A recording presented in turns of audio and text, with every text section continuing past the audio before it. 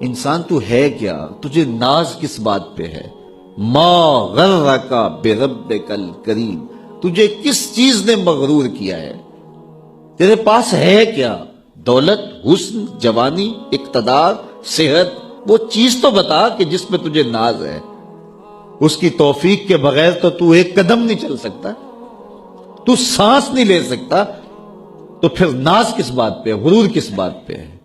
اور اسی کا در چھوڑ کے بھاگ گیا جس نے تجھے زندگی دی، اسی کی دہلیز سے بغاوت کر گیا جس نے تجھے تخلیق کیا، اسی کے حکموں کو توڑ رہا ہے جو تجھے زندگی کی ساری بہاریں بہم پہنچا رہا ہے۔ 5 مرتبہ آواز آتی تھی، حی علی الصلاۃ، حی علی الفلاح، آجا نیکی کی طرف، تو نے کبھی پرواہ نہیں کی۔ لیکن صبح جب اٹھتا ہے تیرا رزق بند نہیں ہوا ہوتا، تجھے ناشتہ اسی طرح ملتا ہے، تجھے آکسیجن تازہ ملتی ہے، تجھے نعمتیں نصیب ہوتی ہیں۔ بتا کائنات میں کوئی ایسا بھی ہے جس طرح تیرا رب ہے؟ ما غرک بربک الکریم، وہ شے کون سی ہے جس نے تجھے کریم رب سے غافل کر دیا؟ تو آجا پلٹ کے۔ تو اس آیت کریمہ میں بھی اسی عنوان کو موضوع سخن بنایا گیا، یا ایھا الذین آمنوا اتقوا اللہ، اے ایمان والو اللہ سے ڈر جاؤ۔ اللہ سے ڈرنا اس مفہوم میں ہے کہ بندہ ڈرتا ہے کہ مالک کہیں ناراض نہ ہو جائے، وہ روٹھ نہ جائے، میری زندگی کا سارا حسن اس کی رضا سے ہے، اور اگر وہ روٹھ گیا تو میرے پلے رہے گا کیا؟ دیکھیے، جب اللہ روٹھتا ہے، ناراض ہوتا ہے تو رزق بند نہیں کرتا۔ اللہ ناراض ہوتا ہے تو آکسیجن بند نہیں کرتا۔ سورج کو حکم نہیں ہوتا کہ فلاں میرا نافرمان ہے، تیری کرنیں اس کے آنگن میں نہیں جانی چاہیے۔ چاند کو منع نہیں کیا جاتا، فلاں کے آنگن میں چاندنی نہیں بکھیرنی۔ آکسیجن روک دی نہیں جاتی، کھانے روک نہیں دیے جاتے۔ جب اللہ کسی سے ناراض ہو جاتا ہے، ہدایت روک دیتا ہے۔ اللہ کسی سے ناراض ہوتا ہے تو من اجڑ جاتا ہے۔ اللہ جب کسی سے ناراض ہوتا ہے تو سجدوں کی توفیق نہیں ملتی۔ اللہ جب کسی سے ناراض ہوتا ہے تو خشیت الہی کے جذبے چھین لیے جاتے ہیں، تو وہ یہ دولتیں لے لیتا ہے۔ بندہ سمجھتا ہے میں نماز پڑھنے نہیں جاتا، اور تو کون ہے نہ جانے والا، وہ بلاتا ہی نہیں ہے، تجھے توفیق سجدہ ہی نہیں دیتا ہے، تو کون ہے؟ تو بھاگتا ہوا جائے۔ یار کسی کو کارڈ آیا ہو کسی منسٹر کا تو وہ کئی لوگوں کو دکھاتا پھرتا ہے، آج کل تو وہ جو ہے وہ شیئر کر دیتے ہیں، جی مجھے فلاں نے بلایا ہے، تو لوگ جلیاں ڈالتے ہوئے جاتے ہیں، فلاں نے بلایا، تو رب نے بلایا ہو تو کوئی جائے نا؟ اور میاں تجھے اس نے پھر بلایا ہی نہیں۔ تیرے سے ناراضگی ایسی ہے کہ تیرے کانوں سے آواز تو ٹکرائی ہے لیکن تیری روح تک نہیں پہنچی، اس نے روک دیا ہے راستے میں۔ اللہ فرماتا ہے کہ ہم ان کے کانوں میں پردے ڈال دیتے ہیں، ان کی آنکھوں پہ پردے ڈال دیتے ہیں، ان کے دل پہ پردے ڈال دیتے ہیں۔ تو بندہ کہتا ہے میں نہیں پڑھتا، تو کون ہے نہ پڑھنے والا؟ وہ تمہیں بلاتا نہیں، اس قابل نہیں سمجھا گیا، کیونکہ تو نے اس کے حکموں سے منہ موڑا، اس کی فرما برداری کو چھوڑا، تو پھر اس نے بھی تجھے راندہ درگار کر دیا، اور بھٹکتا پھر سویر سے لے کر شام تک کس کس کو سلوٹ کرتا ہے، لیکن تجھے توفیق نہیں ہوگی اس کی حضور سجدہ ریزی کی۔ اگر کوئی نماز نہیں پڑھتا، کوئی سجدہ ریزیاں نہیں کرتا، اللہ کے حضور جھکنے کی اگر کسی کو عادت تھی تو وہ مت سمجھے کہ میں نہیں کرتا۔ اللہ اکبر، اس سے چھین لی جاتی ہے توفیق، چھین لی جاتی ہے توفیق۔ تو اللہ سے توفیق مانگو کہ اللہ ہم سے کبھی بھی اپنی توفیق نہ چھینے، ہمیشہ ہماری پیشانیوں کو سجدے نصیب کرے۔ تو کہا اے ایمان والو اللہ سے ڈر جاؤ۔ اللہ اکبر، یعنی اس سے محبت کرتے ہو تو اس کی ناراضگی سے ڈر جاؤ، کہیں وہ روٹھ نہ جائے، وہ ناراض نہ ہو جائے۔ کہ ایک دن حضور کا درائے رحمت جوش میں تھا، اور حضور نے فرمایا عائشہ جو مانگنا ہے مانگ لو۔ میں نے عرض کی یا رسول اللہ اگر آپ اجازت دیں تو میں اپنے باپ حضرت ابو بکر صدیق رضی اللہ تعالیٰ عنہ سے مشورہ نہ کر لوں کہ میں نے کیا مانگنا ہے؟ تو فرمایا کہ جاؤ مشورہ کر لو، مشورے کی اجازت بھی ہو گئی۔ میں اپنے والد گرامی کی خدمت میں حاضر ہوئی اور کہا کہ دریائے رحمت جوش میں ہے اور رحمت کا باڑا برس رہا ہے۔ حضور نے فرمایا عائشہ جو مانگنا ہے مانگ لو، یہ اتنا سنہری موقع ہاتھ آیا ہے، تو میں چاہتی ہوں کہ کوئی مانگوں تو اہم شے مانگوں۔ تو آپ کی خدمت میں حضور سے اجازت پا کے حاضر ہوئی ہوں، مجھے بتایا جائے کہ میں حضور سے کیا مانگوں، تاکہ کوئی چھوٹی چیز نہ مانگوں، بڑی چیز مانگوں۔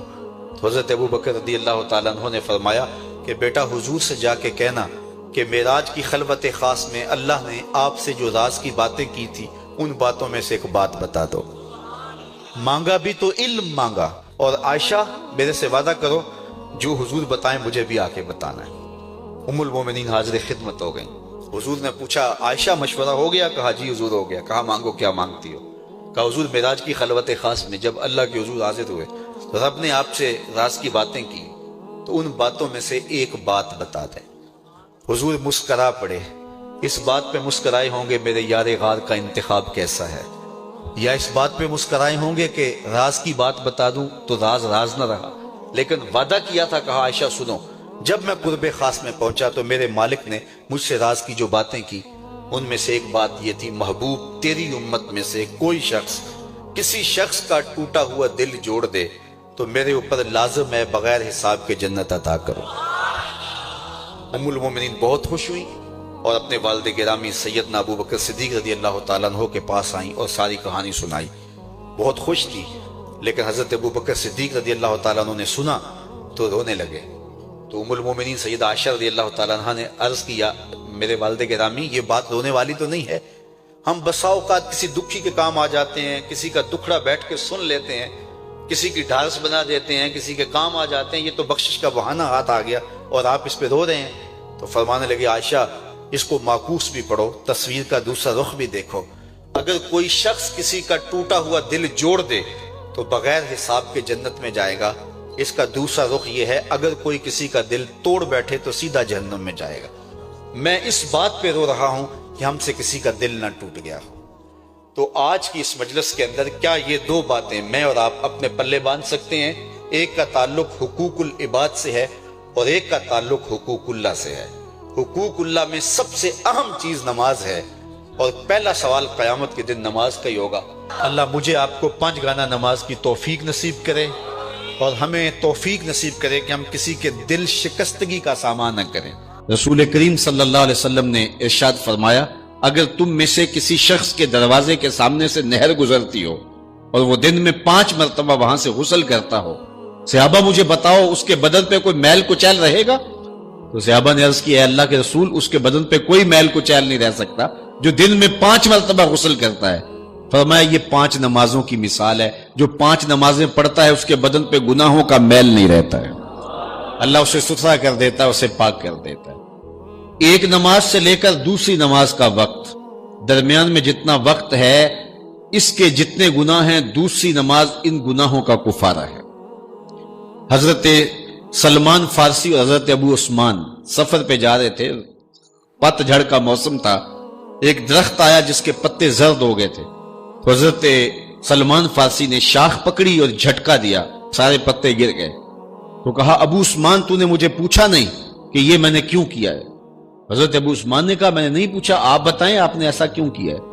تو حضرت سلمان فارسی کہنے لگے ایک دن میں رسول اللہ کے ساتھ تھا، سفر پہ تھا، ایسے ہی ایک درخت آیا جس کے پتے زرد ہو چکے تھے، حضور نے شاخ پکڑی، جنبش دی، جھٹکا دیا، پتے گر گئے۔ حضور نے مجھے دیکھا اور کہا اے سلمان تو نے مجھے پوچھا نہیں کہ میں نے ایسا کیوں کیا ہے؟ تو میں نے کہا بندہ نواز آپ بتا دیں آپ نے ایسا کیوں فرمایا ہے؟ فرمایا سلمان جس طرح میں نے اس شاخ کو جنبش دی اور اس پر کوئی بھی پتا نہیں رہا، سارے گر گئے، جب بندہ نماز کے لیے کھڑا ہو جاتا ہے بدن کے سارے گناہ جڑ جاتے ہیں۔ اللہ کی توفیق سے میرا خیال ہے کہ آپ سارے لوگ نمازی ہوں گے اور میری مائیں بہنیں اور بیٹیاں جو تشریف لائی ہیں انہیں بھی 5 گانا نماز کا شعور اور توفیق نصیب ہوگی۔ آج ہم یہاں سے عزم کر کے جانا ہے کہ ہمارے خاندان میں، ہمارے رشتہ داروں میں، ہماری اولادوں میں اگر بدقسمتی سے کوئی بے نمازی ہے تو آج عزم کر کے جائیں کہ وہ بے نمازی نہ رہے، اتنے زور سے تبلیغ کریں گے کہ وہ نماز پڑھنے پہ مجبور ہو جائیں۔ یہ اولاد کے ساتھ ہمدردی نہیں ہے، ساری رات اولاد جاگتی رہے اور جب نماز کا وقت آ جائے تو ماں کہتی ہے بیٹے سو جا اب تو اذان کا وقت ہو گیا، حالانکہ چاہیے تھا کہ اب تو اٹھ جا اب اذان کا وقت ہو گیا ہے، لیکن ماں اس وقت اگر سلا دے تو کیا یہ گوارا کرتی ہے کہ میرا بیٹا جہنم کی آگ میں جلے؟ ماں اپنی اولاد کو جگائے، اس سے ہمدردی یہ نہیں ہے کہ اب اس کو سونے دے، بیچارہ ساری رات جاگتا رہا ہے۔ ساری رات جاگنے کا اسے حکم کس نے دیا تھا؟ فجر کے وقت جاگنے کا حکم ہے جب رحمت اللہ کی بٹ رہی ہے، تو اس کو بیدار کرے، اس کو جگائے۔ کڑکتی دھوپ ہے، آج کل موسم کتنا گرم ہے، تو اگر بچہ دھوپ میں کھڑا ہو اور اس کے پاؤں جلس رہے ہوں تو ماں گوارا کرتی ہے، بھاگ کے اچک لے گی بچے کو کہ میں اسے دھوپ سے، تمازت سے، گرمی سے بچا لوں۔ تو کیا حشر کی کڑکتی دھوپ میں بیٹا پسینے میں شرابور ہو اور وہ پسینہ آگ سے بھی زیادہ گرم ہو تو کوئی ماں یہ گوارا کرتی ہے؟ یقیناً نہیں کرتی. تو نہیں کرتی تو اس کو اپنی اولاد کو 5 گانا نماز کا خوگر بنانا ہوگا. نماز کی توفیق اللہ سے مانگو. آج کے اس اجتماع میں یہی پیغام ہے اور یہی دعوت ہے اور یہی قرآن مجید کی تعلیمات کا خلاصہ ہے. 1 بار نہیں، 2 بار نہیں، 10 بار نہیں، 20 بار نہیں، 100 بار نہیں. قرآن و حدیث کے اندر 750 مرتبہ نماز کا حکم آیا ہے. اب ذرا غور کیجئے، 1 مرتبہ کہہ دینا کیا کافی نہیں ہے؟ لیکن 750 مرتبہ تمہارے کریم رب نے تمہیں بار بار کہا ہے، تمہارے کریم رسول نے تمہیں بار بار کہا ہے کہ نماز پڑھو. تو اگر ہم اتنی بار سننے کے بعد بھی نماز نہیں پڑھیں گے تو پھر ہم کہاں کھڑے ہوں گے؟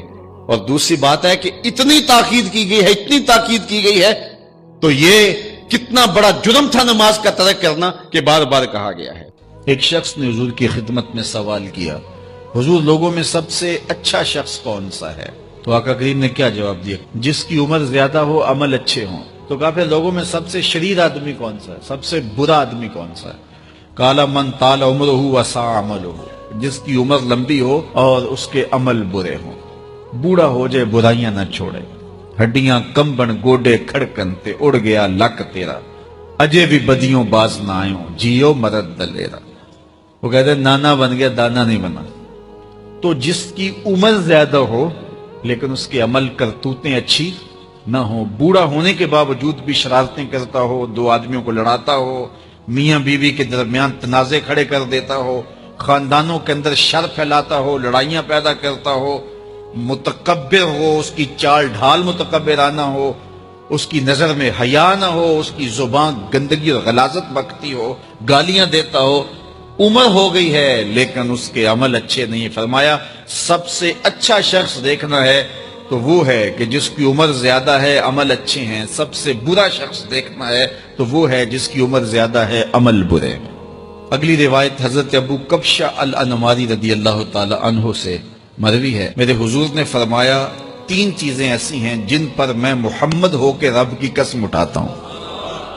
ان میں سے پہلی بات یہ ہے کہ میں قسم کرتا ہوں کہ صدقے سے مال کم نہیں ہوتا. اور دوسری بات، اگر کسی نے کسی پہ زیادتی کی اور اس نے کہا جا میں نے معاف کر دیا، تو حضور فرماتے ہیں میں قسم دیتا ہوں اس کی عزت کم نہیں ہوگی. ہو سکتا ہے کوئی شریک کہہ دے اور ڈر دے معاف کرتا ہی، کہا وہ کہہ دے، لیکن میں محمد قسم دیتا ہوں کہ عزت کم نہیں ہوگی. میں رب سے عزت لے کے دوں گا اس سے. اللہ اکبر. تیسری بات، جب کوئی شخص سوال کا دروازہ کھول دیتا ہے، مانگنے لگ جاتا ہے، تو میرے حضور فرماتے ہیں میں قسم اٹھا کے کہتا ہوں اللہ اس پر محتاجی کا دروازہ کھول دیتا. جو مانگنے لگ جاتا ہے پھر مانگتا ہی رہتا ہے. ہم نے دیکھا کچھ لوگ بچپن سے مانگتے ہیں، بڑھاپے تک مانگتے رہتے ہیں، ان کی کبھی ضرورت پوری نہیں ہوئی. یہ قرض مانگنے کی عادت جس کو پڑ جائے تو وہ بھی ساری زندگی قرض ہی مانگتا رہتا ہے، ہر وقت مقروض. تو جس کو مانگنے کی عادت پڑ جائے تو میرے حضور فرماتے ہیں میں قسم اٹھا کے کہتا ہوں محتاجی کا دروازہ بند نہیں ہوتا. محتاجی اس کی جو ہے وہ مستقل اس کے اوپر مسلط کر دی جاتی ہے، وہ مانگتا ہی رہتا ہے. تو آئیے اس مختصر زندگی کو اللہ کے نام لگائیں، اس کے ذکر سے وابستہ کریں. دنیا میں 4 طرح کے لوگ پائے جاتے ہیں. پہلا بندہ وہ جس کو اللہ نے مال بھی دیا ہے، علم بھی دیا ہے، شعور بھی ہے، ضروریات دین کا علم بھی ہے، اللہ تعالیٰ نے اس کو فہم عطا کیا ہے، علم دیا ہے، اور وہ اس مال میں اپنے رب سے ڈرتا ہے کہ اس کو غلط جگہ خرچ نہیں کرنا، اور صلہ رحمی بھی کرتا ہے، رشتہ داروں کے حقوق کا خیال بھی رکھتا ہے، اس میں جو اللہ کا حق ہے اس کو بھی ادا کرتا ہے، صلہ رحمی بھی کرتا ہے، اللہ کا حق ادا بھی کرتا ہے، اور جو ہے وہ اللہ سے ڈرتا بھی ہے، مال کو غلط خرچ بھی نہیں کرتا. میرے حضور فرماتے ہیں کائنات میں سب سے افضل شخص دیکھنا ہے تو یہ شخص ہے. کائنات میں سب سے افضل شخص یہ ہے کہ جس کو مال بھی دیا گیا اور جس کو علم بھی دیا گیا، اور وہ گڑبڑ نہیں کرتا، وہ اللہ سے ڈرتا ہے، صلہ رحمی کرتا ہے اور مال کا حق ادا کرتا ہے. تو یہ سب سے افضل شخص ہے. دوسرا وہ شخص جس کے پاس علم تو ہے لیکن مال اس کے پاس نہیں ہے، اور وہ نیت کا بڑا سچا ہے، سچے دل سے کہتا ہے اگر میرے پاس مال ہوتا تو میں فلاں کی طرح عمل کرتا، وہ فلاں کے پاس مال ہے، اس نے مسجد بنوائی ہے، میں بھی بنواتا، اس نے دارالعلوم تعمیر کیا ہے، میں بھی کرتا، اس نے ہاسپٹل بنوایا ہے، میں بھی کرتا، اس نے مخفی انداز سے غریب بچیوں کی شادیاں کی ہیں، یہ کام میں بھی کرتا، اس نے دکھیوں کے کام آیا ہے، مصیبت زدوں کے کام آیا ہے، میں بھی آتا۔ تو وہ کہتا ہے کاش کہ میرے پاس، اور یہ سچے دل سے کہہ رہے ہیں، یہ نہیں کہ ہوتا تو پھر یہ اوپر اس میں کہہ رہا ہے ہو تو پھر تیور ہی بدل جاتے ہیں۔ صادق کو نیت ہوتا ہے کہ اگر واقعی اس کو وہ نصیب ہو جائے تو وہ وہی کھڑا نظر آئے، تو حضور فرماتے ہیں وہ ہو بھی سچی نیت والا، سچی نیت والا، اور وہ کہتا ہے اللہ مجھے اگر مال دے میں فلاں کی طرح عمل کروں گا۔ میرے رسول فرماتے ہیں قیامت کے دن جب نامہ اعمال تولا جائے گا دونوں کے عمل برابر ہوں گے، اس نے خرچ کیا اور اس نے صرف نیت کی تو دونوں برابر کھڑے ہوں گے۔ اس نے مسجد بنائی، دارالعلوم بنایا، اس نے بنایا کچھ نہیں تھا، نیت کی تھا، دیکھو نا علم تھا، علم کی وجہ سے نمبر لے گیا۔ کہتا مالک میرے پاس ہوتا میں یوں کرتا، کیا کچھ نہیں، نہ ہوا نہ کیا، لیکن قیامت کے دن جب نامہ اعمال تونے کے برابر کھڑے ہوں گے۔ اچھا، تیسرا شخص جس کو اللہ نے مال دیا ہے لیکن علم نہیں دیا، مال کی فراوانی ہے لیکن علم نہیں ہے، شعور نہیں ہے، جہالت کی وجہ سے وہ مال میں گڑبڑ کرتا ہے اور اپنے رب سے بھی نہیں ڈرتا، ولا یصل رحمہ، اور صلہ رحمی بھی نہیں کرتا، اور اس کے اندر اللہ کا جو حق تھا وہ بھی ادا نہیں کرتا۔ میرے رسول فرماتے ہیں کائنات میں سب سے زیادہ خبیث بندہ دیکھنا ہے تو یہ کھڑا ہے، سب سے زیادہ منزل کے اعتبار سے خبیث ترین شخص یہ کھڑا ہے۔ چوتھا شخص کون سا ہے؟ جس کے پاس علم بھی نہیں ہے، جس کے پاس مال بھی نہیں ہے، اور وہ کہتا ہے کہ اگر میرے پاس مال ہوتا تو میں بھی فلاں کی طرح عیش کرتا، میں بھی یوں موج میلہ کرتا، مستیاں کرتا، شرابوں کے جام لڑاتا، یوں ناچ گانا کی محفلیں، رقص و سرود کی مجالس منعقد کرتا، میں بھی پھر من کی خوشیاں پوری کرتا۔ تو وہ جہالت کی وجہ سے وہ کہتا ہے کہ اگر میرے پاس مال ہوتا تو میں بھی اس کی طرح عیش و عشرت کرتا۔ اللہ اکبر۔ میرے رسول فرماتے ہیں کل قیامت کے دن جب نامہ اعمال تولے جائیں گے تو دونوں ایک ہی جگہ پہ کھڑے ہوں گے، اس نے کیا بھی کچھ نہیں لیکن اس کے ساتھ کھڑا ہوگا۔ ہم اپنے آپ پہ غور کریں، اپنی زندگی پہ غور کریں، ہم کہاں کھڑے ہوئے ہیں۔ یہ بات تو ہمیں کہی گئی تھی نا کہ جو الطہور نصف الایمان، صفائی آدھا ایمان ہے، لیکن یہ ان لوگوں نے اپنا لیا کہ جن کے مذہب میں نہانا اور غسل کرنا روا نہیں تھا۔ آپ جو ہے وہ فرانس کی خوشبوئیں پوری دنیا کے اوپر مشہور جانتے ہیں، کبھی اس کا پس منظر بھی جو ہے وہ معلوم کیا کہ کیا ہے؟ کیونکہ یہ غسل نہیں کرتے تھے اور بدن سے اتنی بدبوئیں اٹھتی تھی کہ ان پر جو ہے خوشبو اس پر غالب کرنے کے لیے طرح طرح کی خوشبوئیں یہاں آئیں تاکہ جو ہے وہ بدبو سے لوگ ناک پہ جو لوگ ملنے آتے وہ ناک پہ ہاتھ رکھ لیتے۔ ان کے بادشاہوں کے جسموں سے بدبو آیا کرتی تھی، ان کے ہاں نہانا نہیں تھا۔ یہ تو مسلمانوں نے آ کے سکھایا، اور جب اندلس انہوں نے فتح کیا تو اس وقت جو وہاں واشروم انہوں نے بنائے تھے مسلمان، سب سے پہلے انہوں نے غالب آ کے ان کو توڑا اور پھر اسی روش میں چلے گئے۔ پھر آہستہ آہستہ انہوں نے سوچا کہ یار دیکھو تو صحیح، اور آج صفائی پسند وہ ہو گئے، آج گلیاں ان کی صاف ہیں، آج بازار ان کے صاف ہیں، آج ملک انہوں نے ایسے بنا کے رکھے ہیں جیسے ایک سگڑ بی بی اپنا گھر سنوار کے رکھتی ہے، اور ہمارے گلی کے اندر ہم کچرا پھینک کے گھر چلے جاتے ہیں۔ میں بعض قد گزرتا ہوں، چونکہ تنگ گلیوں میں بھی جاتا ہوں، بازاروں میں بھی جاتا ہوں، پیدل بھی جاتا ہوں اور سواریوں پہ بھی جاتا ہوں، آپ بھی یہ منظر دیکھتے ہیں کہ 6 فٹ کی گلی ہوتی ہے تو دونوں جانب نالیاں ہو رہی ہوتی ہیں، تو درمیان میں صرف 3 فٹ جگہ ہوتی ہے۔ میاں ایک سائڈ نالی بنا لو، چلو گلی کشادہ ہو جائے، لیکن ادھر والے نہیں مانتے کہ ہماری جانب نالی ہو، وہ کہتے ہیں ادھر نہیں مانتے، چلو فیصلہ کیا کہ دونوں جانب نالیاں ہوں۔ جب قوم کا مزاج یہ ہوگا تو کیا قوم ترقی کرے گی جو اتنی قربانی بھی نہیں دے سکتی؟ تو اب گندگی کے ڈھیر جگہ جگہ پڑے ہوئے ہیں۔ حکومت کو چھوڑیں آپ، حکومت کی ترجیحات، حکومت کی دلچسپیاں، ان کے معاملے، وہ تو جو کرتے ہیں، جو فریضہ ہمارا تھا ہم نے وہ نبھایا، ہم نے اس فریضے کو پورا کیا۔ تو ہم اپنے رویوں پہ غور کریں، ہمارے آقا نے ہمیں کتنا ستھرا دین دیا تھا، کتنا پیارا دین دیا تھا۔ میں نے اس مرتبہ میلاد کے موقع پہ کہا کہ دیکھو ہماری ترجیحات، کہ ہم نے میں گلی سے گزرا تو وہ گلی کے اوپر پورا وہ گوٹا کناری کی ہوئی تھی اور ڈنڈیاں بھی اور چراغاں بھی کیا تھا، اور بہت زیادہ پیسے لگے ہوئے ہوں گے. تو نیچے جو ہے وہ گلی تو وہ کچی تھی. تو میں نے کہا اگر یہ اوپر نہ ہوتا, نیچے کنکریٹ کی گلی ان پیسوں سے بن جاتی, تو یہ رسول اللہ زیادہ خوش نہ ہوتے اور حضور کی امت کو زیادہ نفع نہ ہوتا اور یہ میلاد کے نام پہ ہو جاتا. لیکن نیچے کچی گلی ہے اور وہ کہتے ہیں یہ حکومت کی ذمہ داری ہے, اور ہم نے اوپر گلی کے اوپر گوٹا کناری بھی کی ہوئی ہے اور اسے چراغاں بھی کیا ہوا ہے اور اس کے اوپر فانوس بھی لٹکائے ہوئے ہیں اور لاکھوں روپے اس گلی کو سجاتے ہوئے ہم نے لگا دیا. لیکن اگر ہم پکی کر لیتے گلی تو وہ زیادہ اچھا نہ تھا کہ وہ ہمیشہ کے لیے جو ہے وہ ایک مسئلہ ختم ہو جاتا. لیکن وہ نہیں کریں گے, یہ کریں گے ہم نے اپنی ترجیحات اپنی مرضی سے مقرر کی ہوئی ہیں. تو میرے رسول صلی اللہ علیہ وسلم نے جو ہمیں دین دیا ہے اس دین کو اختیار. اس کا یہ مطلب نہ لیا جائے کہ میں میلاد کے چراغاں کا مخالف ہوں. آج کل تو یہ بھی بڑا ڈر لگا رہتا ہے کہ فتوے ایک دم جو ہے وہ متوجہ ہو جاتے ہیں اور کافر سے نیچے تو چھوڑتے ہی نہیں نا. لیکن یہ دکھڑے ہیں ہمارے. میں کہتا ہوں گلیاں سجاتے ہو دل ویران نہ رہے. میں کہتا ہوں چراغاں کرتے ہو مکانوں کی چھتوں پہ کرو, میں اس کا انکار نہیں کرتا, لیکن دل کی گلیوں میں اندھیرا نہ رہے. اور تم جھنڈیاں لگاتے ہو حضور کے نام کی, ایک ایک پرت پہ, دل کے ایک ایک پرت پہ نام محمد کی جھنڈی بھی لگاؤ.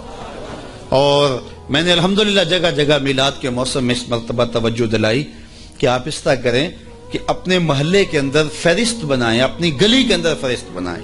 اللہ تعالیٰ نے یہ نظام رکھا ہوا ہے. غربت کے زمانے کے اندر بھی ایسا ہوتا ہے کہ ایک گلی کے اندر 20 یا 25 گھر ہیں تو ایک دو گھر والوں کو اللہ تعالیٰ نے مال و دولت سے فرازہ جو ہے وہ مالا مال کیا ہوتا ہے. باقی جو ہے وہ پوری گلی کے لوگ غریب ہو سکتے ہیں, لیکن کوئی ایک آدمی اللہ تعالیٰ وہاں امیر رکھا ہوتا ہے. ایک پورا گاؤں ہے, دیہات ہے اور بڑا غریب دیہات ہے, لیکن وہاں بھی کوئی 5, 10, 15 ذمہ دار ہوتے ہیں یا کچھ لوگ مالی طور پہ مستحکم ہوتے ہیں. یہ اللہ تعالیٰ نے نظام رکھا ہے.